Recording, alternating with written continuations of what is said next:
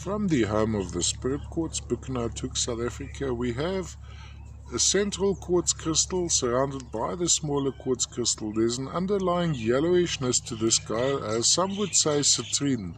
I would say inclusion of maybe goethite, hematite in various stages of oxidation. What I find quite interesting about this guy, okay, you have the main crystal here, so you have a big crystal there, but as you move it over, you have this. Look at that.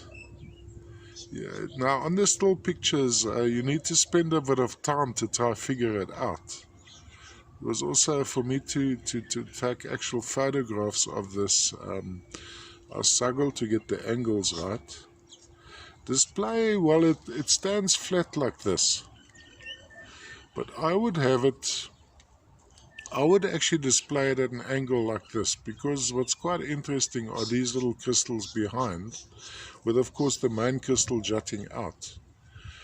And so the typical, what we find at this locality, our speciality here in South Africa, or one of the many, would be the central quartz crystal surrounded by the smaller quartz crystals. Color would be determined by what happens inside, around the edges of the, well, I always look at the bigger crystals, because what happens on the small ones is pretty much a duplication of the big one, a duplication of the big crystal.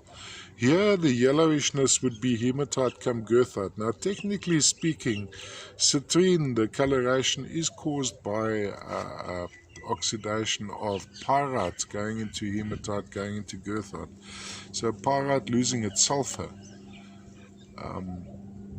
Anyway, this is from the home of the Spirit Quartz, Hoek, South Africa. Spirit Quartz.